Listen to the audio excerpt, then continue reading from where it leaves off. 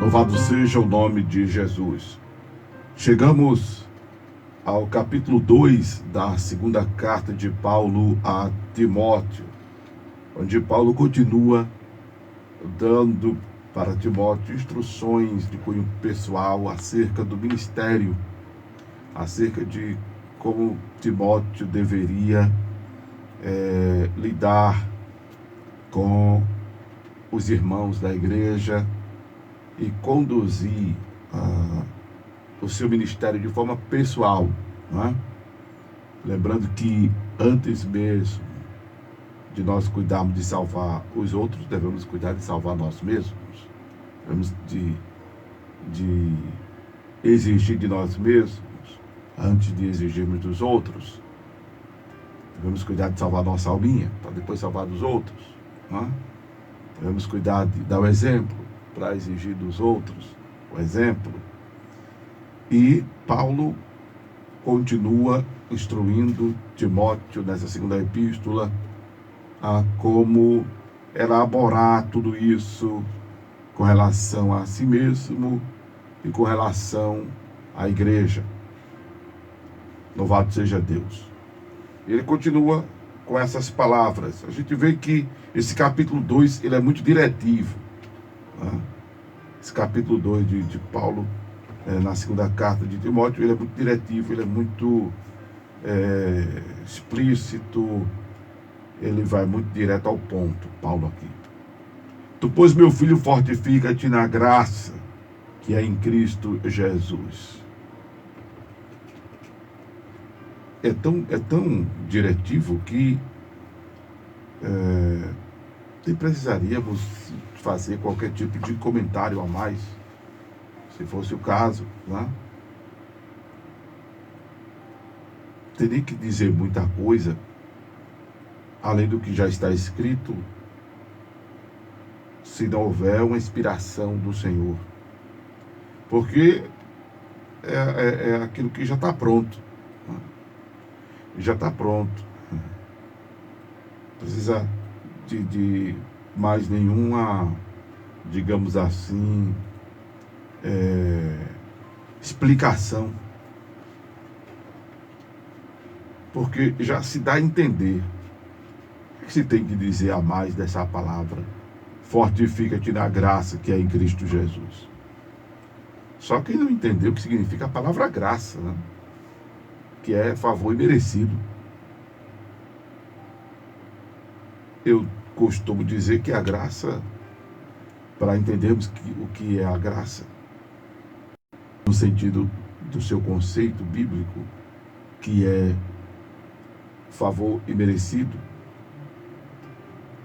é a junção de dois atributos divinos: a longanimidade, que tem a ver com empatia, que tem a ver com colocar-se no lugar de, e a benignidade, que é a mesma coisa que misericórdia, que fala de tolerância. E o conceito dessa palavra, que uma é no grego, outra no hebraico, e que significa tolerância,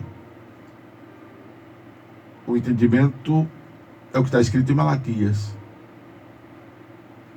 que pela misericórdia do Senhor se renovar todos os dias.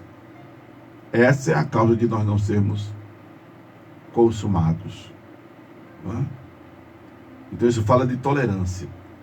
Então o Senhor é aquele que nos entende, é onde entra a palavra longanimidade, que não tem nada a ver com ser comprido, com ser longo, com ser extenso, não tem nada a ver com o cachorro Barcé, não tem nada a ver com o amortecedor COFAP, tá? Aquele comercial que tem aquele cachorro, que usa o cachorro Barcé, inclusive, para falar da extensão. Não tem nada a ver com trem.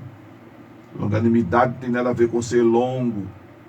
Longanimidade tem a ver com empatia, tem a ver com o compreender, o colocar-se no lugar do outro. E a misericórdia, que é a tolerância. Então, a partir daí é que nós temos o que se resulta em graça, de Deus para conosco. A graça de Deus para conosco, porque não tem ninguém que nos entenda melhor do que o Senhor. A palavra de Deus ainda nos diz em Hebreus que não temos um sumo sacerdote que não se compadeça das nossas fraquezas, mas um que é exemplo de nós, foi tentado em todas as coisas. O Senhor foi tentado em todas as coisas e não cedeu a nenhuma das tentações, não cedeu a nenhuma das provocações feita pelos homens, feita pelo diabo. Ele não fez, ele não cedeu a nenhuma tentação. Então não tem ninguém que nos entenda melhor, como diz o poeta: eu adorarei ao Deus da minha vida, que me compreendeu sem nenhuma explicação. Não é? Então o Senhor te entende, glória a Deus, melhor que qualquer pessoa. Como eu já disse, um dia desses eu estava dirigindo e me veio ao coração sobre o juízo divino. E aí o Senhor me deu o entendimento que o juízo é graça de Deus. Haverá graça de Deus do juízo. Ele não vai simplesmente destinar a pessoa, né?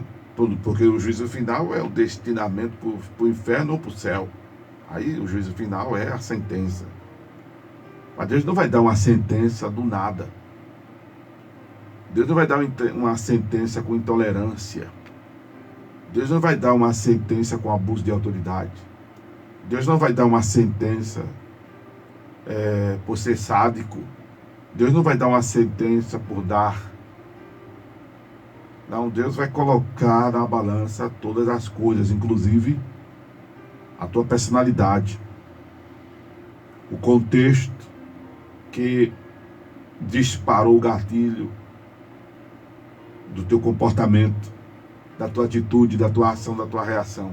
Ora, se na lei dos homens a pena é branda quando o delito é por justa causa, imagine Deus. Né? Imagine Deus, que nos entende de fato melhor.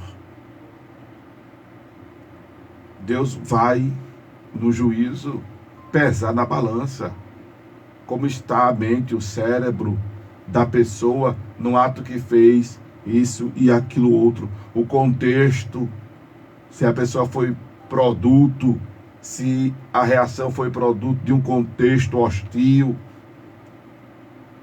de um contexto provocador. Tudo isso vai pesar na balança, tudo isso vai pesar no dia do juízo. É importante que nós, obviamente, cuidemos de ser responsáveis pelos nossos atos, pelas nossas ações, nossas escolhas, e somos, querendo ou não, somos responsáveis. A palavra de Deus, antes mesmo dos filósofos, dos psicólogos, dos analistas, não é?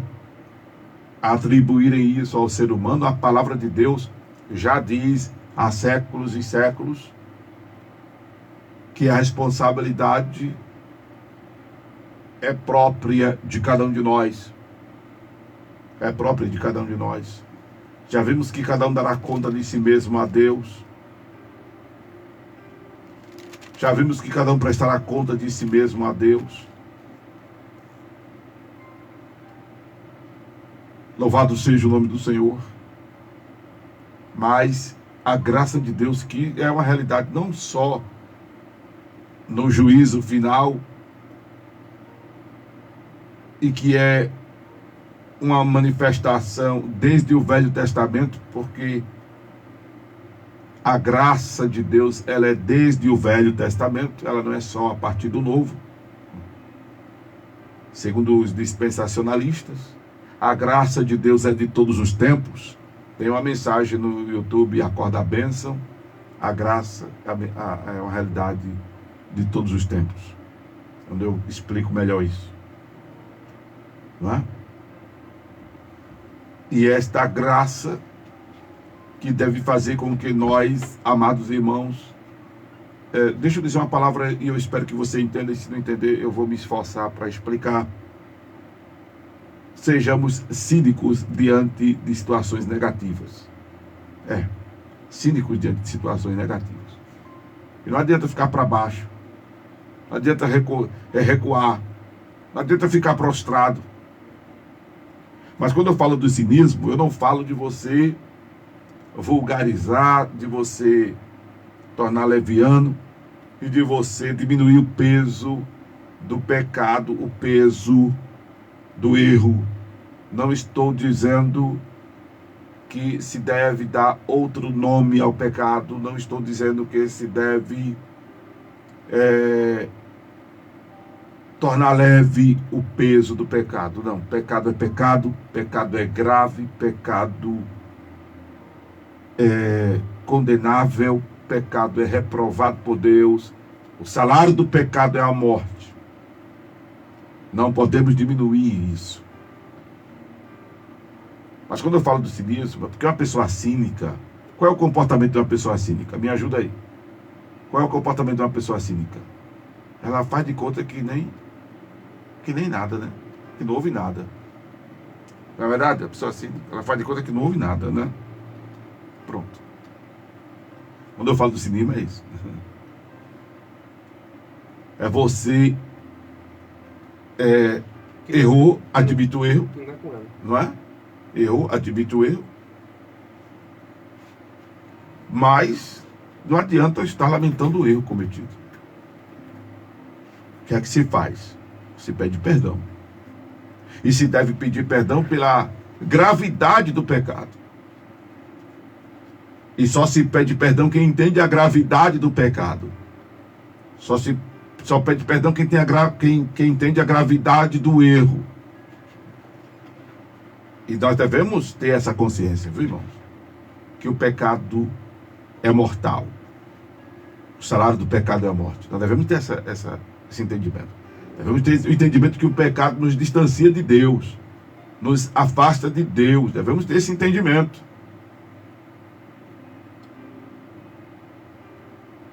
Não podemos estar minimizando a sua gravidade, a gravidade do pecado. O conceito do nada demais, do é nada demais, não deve existir. Porque tem muita gente, né, já achando assim, mas não é nada demais. Mas isso é besteira. Não. Não podemos alimentar o é nada demais. Não podemos alimentar o é besteira. O pecado é grave. Mas a partir do momento em que você confessa o pecado ao Senhor e pede perdão, você deve exatamente se comportar como se não tivesse acontecido mais nada.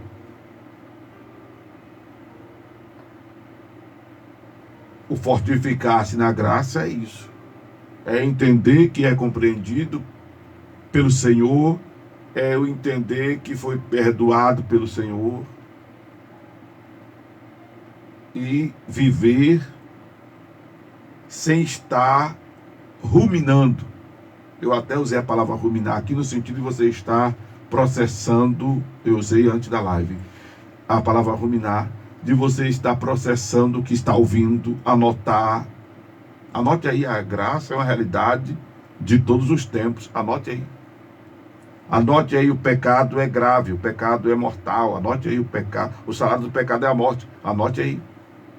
Medita nisso, rumina nisso, pensa nisso. Pensa na palavra longanimidade. Longanimidade é empatia divina, é compreensão do divino. Benignidade, misericórdia. Benignidade igual, misericórdia igual, tolerância. Escreve isso aí. Ruminar é estar meditando nesta palavra.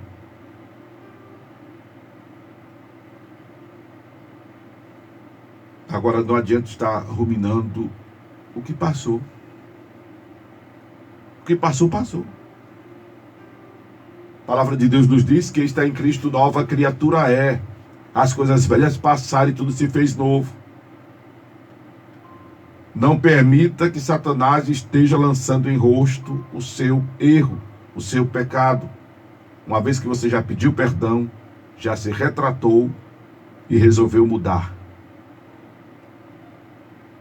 Isso é numa relação com qualquer pessoa, um amigo, um noivo, namorado, esposo. Se bem que isso gera consequências, né? As pessoas devem também cuidar de perdoar. Agora, se a pessoa lá não perdoa, depois de você se arrepender, se retratar, aí não adianta você estar se penalizando. Se penalizando, porque o se penalizar vai gerar males somáticos, vai gerar doenças psicossomáticas, e aí doenças psicossomáticas levam você à morte, e não tem remédio que resolva. Por isso que é importante, às vezes, até procurar, às vezes não é importante, nesses casos principalmente, é importante procurar um profissional que trabalha a mente humana. Na verdade, o cérebro, porque a mente só Jesus, né? Que trabalha o cérebro humano. Para ajudar você a se desvencilhar de qualquer trauma, de qualquer frustração, de qualquer recalque, que é o termo que se usa, por exemplo, na psicologia. Porque isso pode lhe matar, lhe prostrar existencialmente, inclusive. E aí alguns enveredam para depressão, outros para ansiedade, outros para síndrome de pânico, e aí desencadeia transtornos diversos, não é? Transtornos diversos que fazem a pessoa estarem vegetando existencialmente, estarem mortas vivas, zumbis, porque levam as pessoas à loucura. Isso é muito sério, isso é muito grave. E aí não tem remédio que dá jeito, irmão. Não tem remédio que dá jeito. Então, fortificar-se na graça é estar... eu estou debaixo da graça. A graça não é só bênção material. Quando Paulo orou ao Senhor para que o Senhor lhe tirasse o espinho da carne, o Senhor lhe disse: a minha graça te basta, porque o meu poder... Olha aí, o que é a graça? É o aperfeiçoamento do poder de Deus na fraqueza. Né? Fortifica-te na graça que é em Cristo Jesus. Não que o caso de Timóteo fosse um caso de pecaminosidade, não é isso. Essa mensagem é para nós aqui agora. A orientação de Paulo para Timóteo de fortificar-se na graça era para que ele viesse suportar os sofrimentos, as tribulações, que Paulo inclusive diz: eu sofro. A gente viu no capítulo 1 desta mesma epístola, como vimos em momentos anteriores a esta epístola, Paulo dizendo que padecia por esta causa, a causa da pregação do evangelho. Paulo, que era tido como um malfeitor, um bandido, um mau elemento. E ele diz aqui, nesta segunda epístola, no capítulo 2, ele diz: eu sofro até prisões como um malfeitor. Verso 9. Eu sofro prisões como um malfeitor. Aí ele está dizendo a Timóteo que ele está exposto a isso. Ele está exposto a isso. Todos nós, inclusive, que pregamos o evangelho, estamos expostos a isso, a sermos tratados como malfeitores, a sofrermos trabalhos.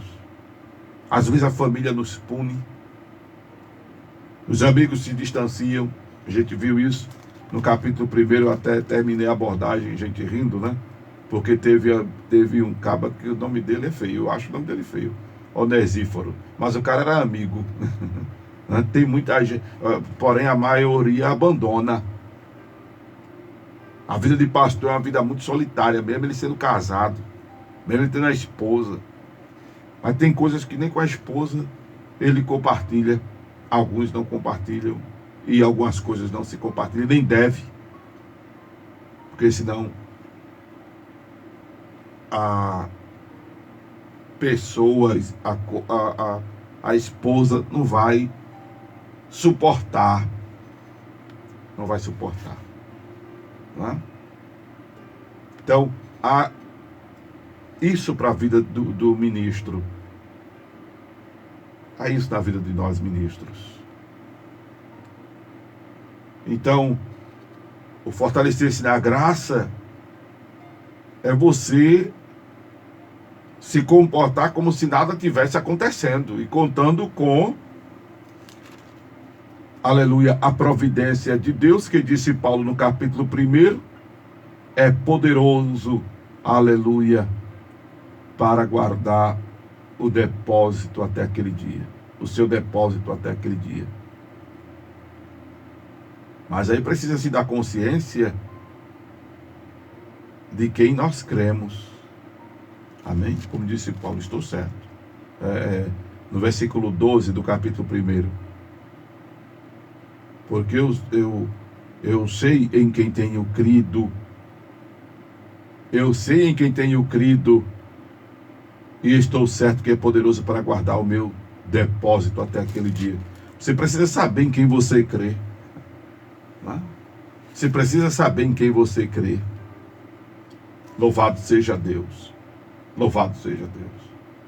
Aí Paulo continua dizendo a Timóteo, olha, sofre, pegando esse aspecto aqui, não é? Desse clima pesado, sofre comigo as aflições como bom soldado de Cristo. Sofrer as aflições como bom soldado de Cristo. Isso é o fortalecer-se na graça. Agora observe uma coisa interessante que o Senhor me orienta agora e me faz pontuar, é que veja que isso é uma atitude não de Deus para com ele, é dele para com Deus. Fortifica-te na graça que é em Cristo. Ou seja, a graça já está manifestada, a graça já está à disposição. É uma atitude dele,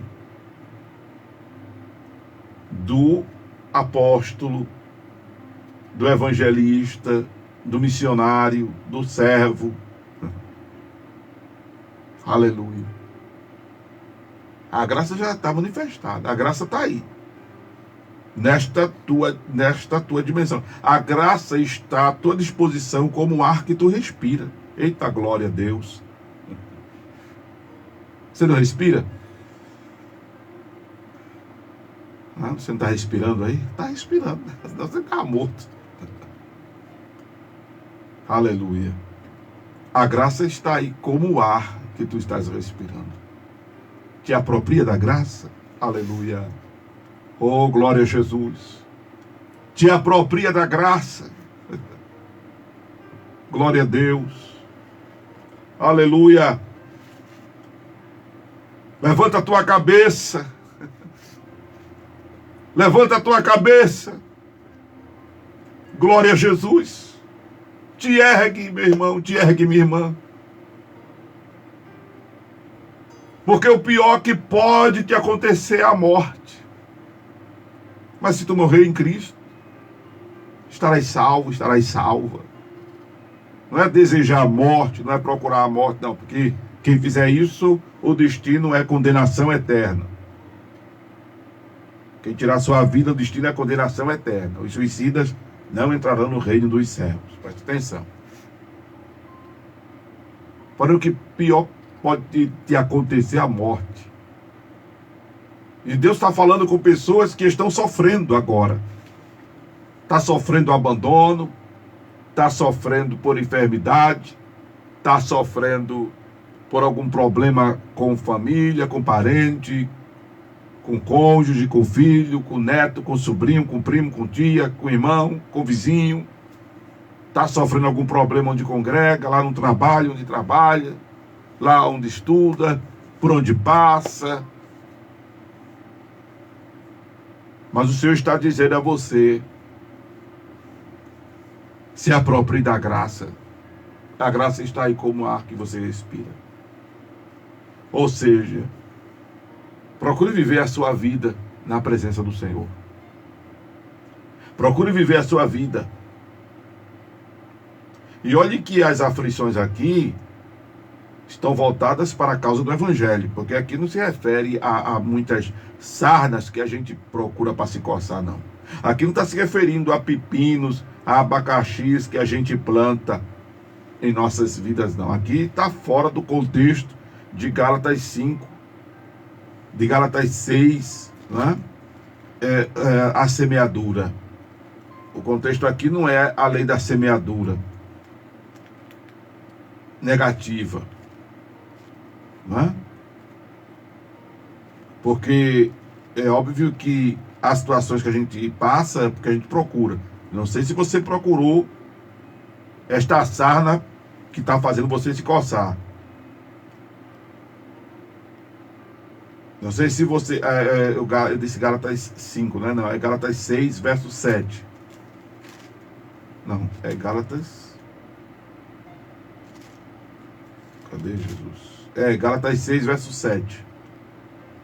Não erreis, Deus não se deixa escarnecer, porque tudo que o homem semear, isso também se fará. Não estou falando, e nem é o contexto aqui dessas aflições. As más sementes que a gente planta. Não estamos falando disso aqui. O contexto, aliás, não é este. Mas ainda que seja esse o teu contexto, se foi erro teu, se foi culpa tua, tu já pediste perdão? Tu já não te retrataste? Tu já não procuraste mudança? Então pronto, bênção. Então pronto. Levanta a cabeça. Levanta a cabeça. E vamos viver. Viva buscando ao Senhor, fazendo a obra. Não deixe de fazer a obra, não. O contexto aqui, já o contexto aqui de 2 de Timóteo 2 é o fato de ser agente ativo da seara. É o fato de ser um crente mão no arado. Sim, porque como agente ativo da seara, como cristão com mão no arado, passamos por isso. Passamos por isso. Por isso que tem coisa que a esposa do pastor às vezes não sabe. Se não é tratado à mesa com os filhos. Porque senão vai ser difícil para o cônjuge. Os filhos vão ficar inchados. A esposa vai ficar inchada. Aí não vai para a igreja. Aí não vai falar com fulano, não vai falar com Beltrano. Porque maltratou o pastor. Porque desrespeitou o pastor. Isso é com você que de repente está à frente de uma obra. Tem coisa que você não pode comunicar com ninguém. Porque a outra pessoa, o cônjuge, não tem a estrutura que você tem. Por estar na frente da obra. Por estar à frente do grupo. Você recebeu uma estrutura diferente. Quem está à frente da obra recebeu uma estrutura diferente para suportar coisas que quem não está na frente da obra não passa. Uma coisa é estar à frente da obra, outra coisa é não estar à frente da obra. Isso não nos torna melhor nem mais especiais. Isso é ferramenta divina para conduzir o trabalho. Que fortalece a graça está à tua disposição.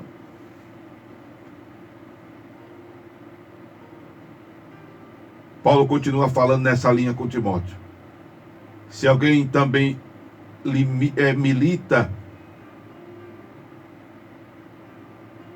Não, versículo 4, olha aqui, Ninguém que milita se embaraça com negócios desta vida, a fim de agradar aquele que o alistou para a guerra. Pronto, resolvido o problema.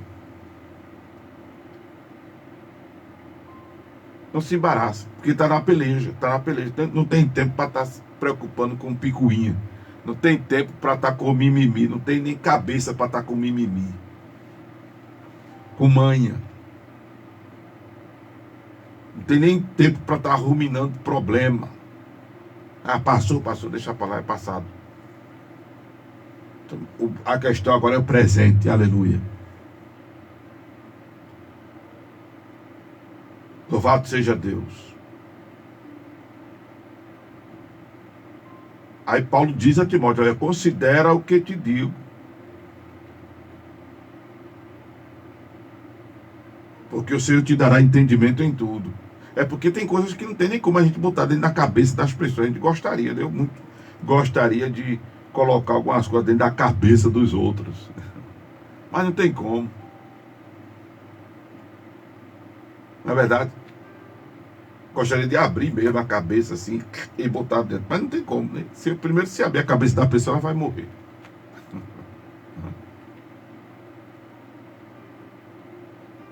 E não tem como você botar nada dentro, porque é no campo do abstrato, né? Se você pudesse abrir a cabeça da pessoa, abrir o cérebro, separar o lóbulo direito e o esquerdo, pegar um livro, botar dentro, pegar as palavras e falar dentro da cabeça da pessoa. Mas não fica, porque está no campo da abstração, né, irmãos? Que temos que passar informação audível, às vezes, se for o caso, desenhar, ou mostrar um slide, lê aqui, benção, vê aqui, ó, faz um mapa mental, faz um desenho, faz um gráfico, faz alguma coisa, escreve, faz um slide, faz uma exposição visual, aí fala para a pessoa, ajuda a pessoa a processos de memorização. Repete aí o que eu estou falando. Por isso que eu digo, pega a Bíblia, pega uma caneta, pega uma agenda, escreve. A ideia do pastor Amaro é fazer você entender. Porém, tem coisas que eu não vou conseguir fazer, mas se você se aplicar a isto, o Senhor te dará entendimento. Ah, era isso que o pastor estava dizendo. Aleluia. Que na verdade ele recebeu do Senhor e passou, né? Eu estou recebendo de Deus e estou lhe passando.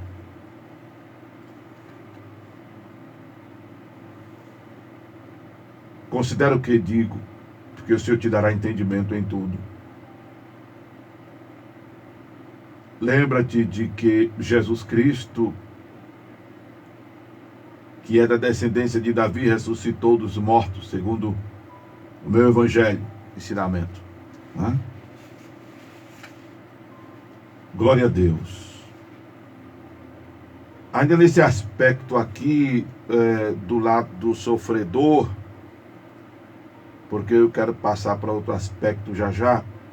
Eu já citei o versículo, não, citei o versículo 10 não, citei o 9.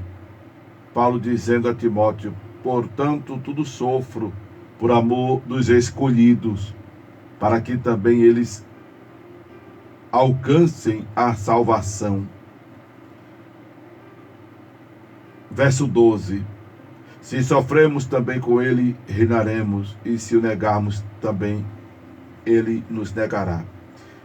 Eu estou frisando esses versículos separados assim, para exatamente mostrar a você como Timóteo, como nós precisamos nos fortalecer na graça, porque nenhum de nós estamos livres disso.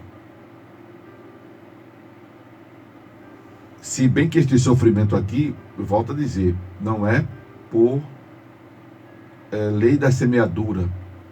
Este sofrimento aqui não é por procurar problemas, se meter na vida dos outros, como disse Pedro.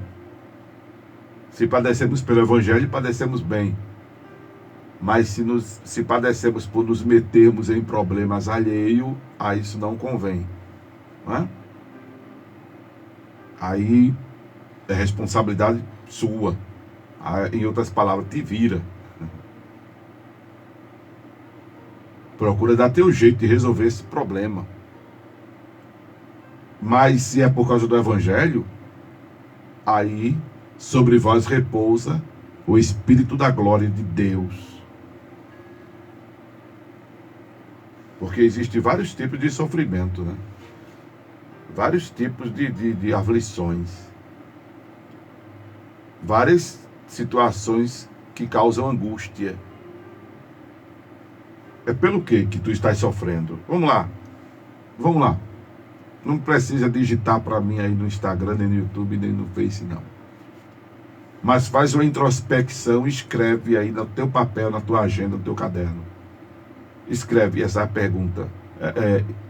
Na verdade, faz a pergunta e bota a resposta. A resposta.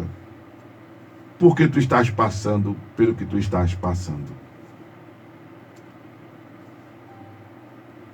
Então você pergunta assim a você mesmo: por que é que eu estou passando por isso? Pronto, pá.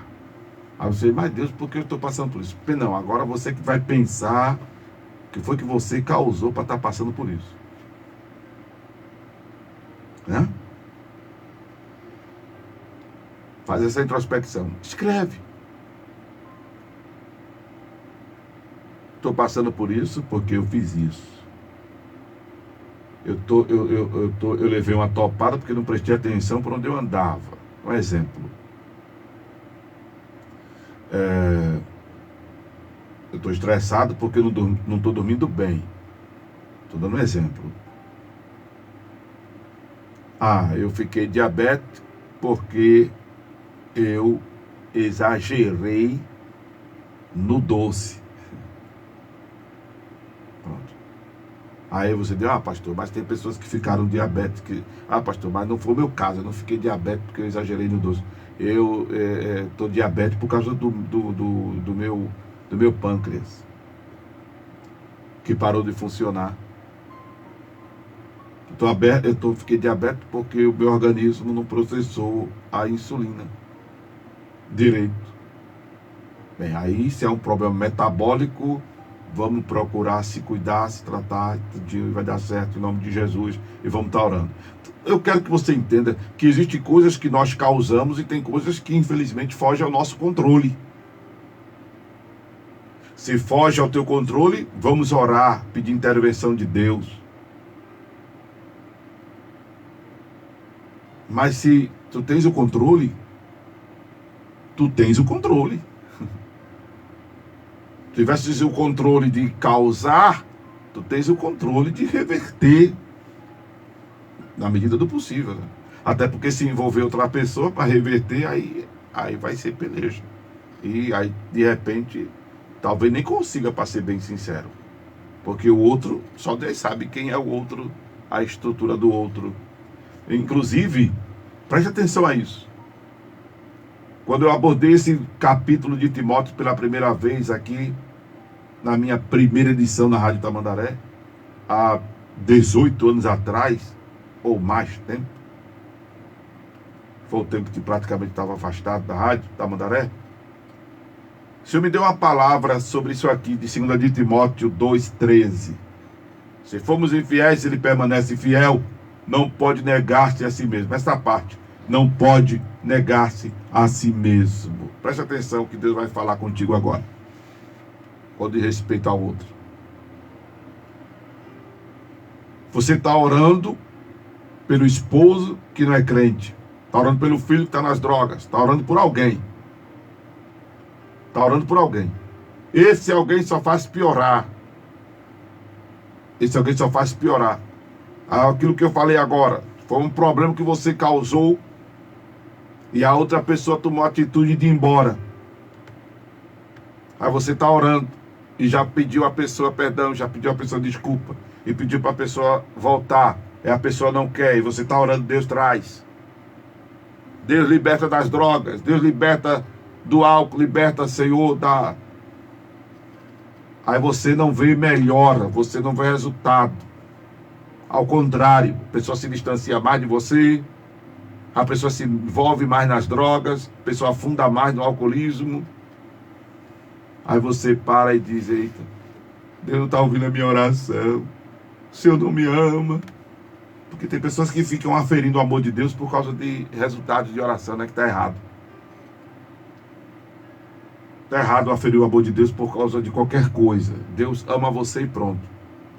Tem que estar... será que o Senhor me ama? Não, Ele ama você e pronto. A Bíblia diz que Ele amou o mundo de tal maneira e diz que Ele prova o seu amor para conosco em que Cristo morreu por nós, sendo nossos pecadores. Acabou aí esse assunto? Nunca mais questionar o amor de Deus? Vamos parar por aí? Ele lhe ama e pronto. Só que você está orando por alguém. E esse alguém por quem você está orando é um ser humano igual você e tem vontade própria. Aí, a resposta desta oração, o resultado pode não ser positivo. Porque não depende só de Deus, que ouve e está ouvindo a tua oração. E em um momento, aquela pessoa por quem você está orando é evangelizado, escuta um hino, para e pensa, volto ou não? Deixo a bebida ou não? Deixo as drogas ou não? Eu acho que eu vou parar com isso. Eu acho que eu vou deixar disso. Eu acho que eu vou me reconciliar. Há esse momento. Mas de repente a pessoa muda de ideia. Eu não vou voltar mais. Eu vou continuar na cachaça, eu vou continuar nas drogas. Entende? É a vontade da pessoa. Tem nada a ver com Deus responder ou não a tua oração. Deus não pode negar-se a si mesmo. Por quê? Porque existe o princípio do livre-arbítrio. Em tu estar orando, Deus falou com aquela pessoa, fez ela parar, fez ela pensar, ela foi evangelizada e tal. Só que a resposta final é dela. Deus não pega ninguém pela beca. Deus não manipula a gente como um fantoche, uma marionete. Aquele brinquedo, né? Quem já assistiu Benção e Bencinha? Quem já assistiu Benção e Bencinha no YouTube? Procura aí, Benção e Bencinha no YouTube. Procura aí. Você vai ver dois bonequinhos falando. Eu queria que vocês assistissem. Depois me diga aí no zap da rádio. Pastor Amaro, eu assisti Benção e Bencinha. Eu já assisti. Quem não assistiu, procura aí. Benção é assim. Benção e Bencinha no YouTube. Procura aí no canal Acorda Benção. Procurei. Você vai ver o que é um fantoche. Quem não assistiu, assiste. Deus não nos trata assim. Nós não somos fantoches. Nós não somos marionetes. Somos seres humanos. E do jeito que nós temos nossas vontades, as pessoas pelas quais oramos também têm suas vontades. É necessário que elas abram o coração e deixem Deus operar na vida delas. Fortalecer-se na graça é procurar compreender isso, viu, irmão? Porque senão você entra em parafuso, você se revolta, você se rebela, você perde a fé, perde a esperança. Briga com Deus, arenga com Deus. Tem de gente arengando com Deus, não é brincadeira. Uns arengam diretamente, outros arengam indiretamente. Tem pessoas que acham que Deus não vê tudo, que Deus não sabe tudo, sabe. Tem pessoas que esculhambam Deus subliminamente. Tem pessoas que esculhambam Deus. Tem pessoas que estão com raiva de Deus. Tem pessoas que estão arengando com Deus. Tem pessoas que estão revoltadas com Deus. Quando a pessoa se desvia do Evangelho, é porque ela está revoltada com Deus. Porque se você perguntar a ela por que foi que ela se desviou, ela vai dizer, eu não sei. Mas ela sabe. Porque ela entendeu que não vale a pena estar servindo a Deus. Ela entendeu que não vale a pena. Ela concluiu que não vale a pena. Aí se rebelou. Aí se revoltou. Aí deixou de orar. Deixou de ler Bíblia. Deixou de ir para a igreja. Deixou de procurar servir a Deus. Porque se revoltou contra Deus. pastor está desviado, está revoltado contra Deus? É. Pode não admitir, mas é. É inconscientemente, mas é.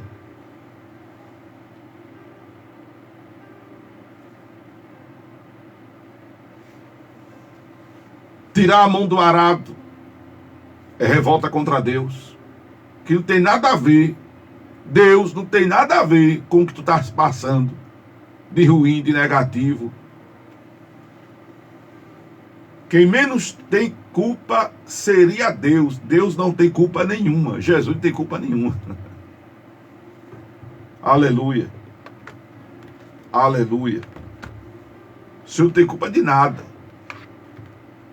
Louvado seja o nome de Jesus. Amém? O Senhor não tem culpa de nada. Não é nem quem tem menos culpa é o Senhor. Não, Ele não tem culpa de nada. Louvado seja Deus. A tua situação está ruim por causa de tu mesmo.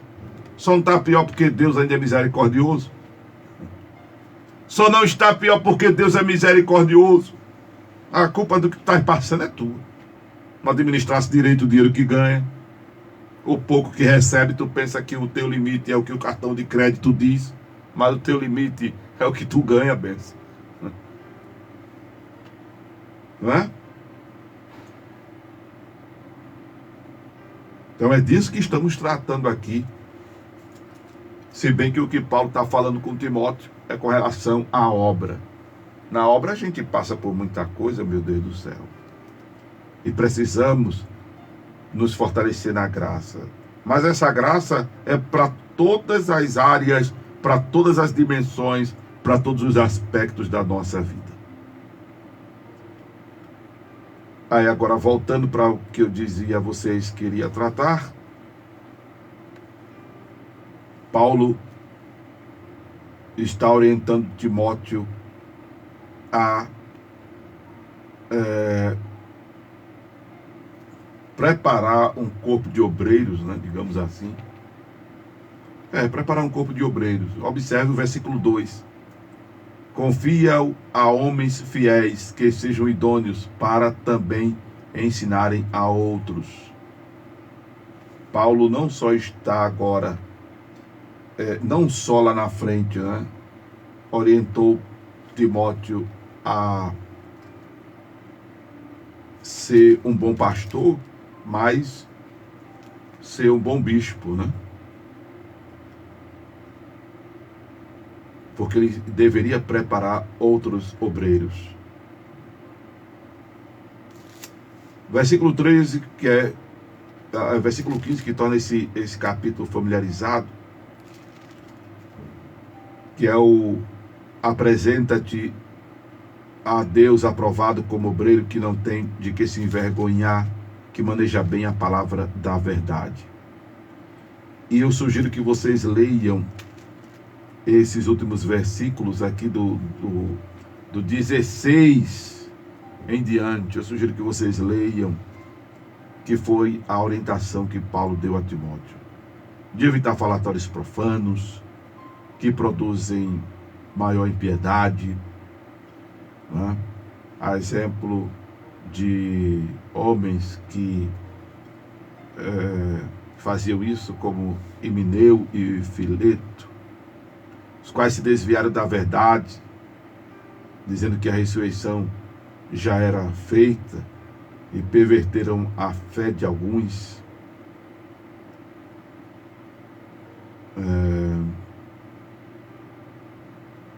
Foge dos desejos da mocidade, verso 22, segue a justiça, a fé, o amor, a paz, com os que com o coração puro invocam o Senhor. Rejeita questões loucas e sem instrução, sabendo que produzem contendas. Não é? E outras instruções que ele vai dando para Timóteo no decorrer dessa sua fala. Bem, a gente continua essas abordagens do capítulo da segunda carta de Paulo a Timóteo nos próximos programas, e nada impede da gente voltar ao capítulo 2. Amém? Eu espero que esta palavra ela tenha mexido com você. Se ela mexeu, aí não foi a voz de Amaro Correia,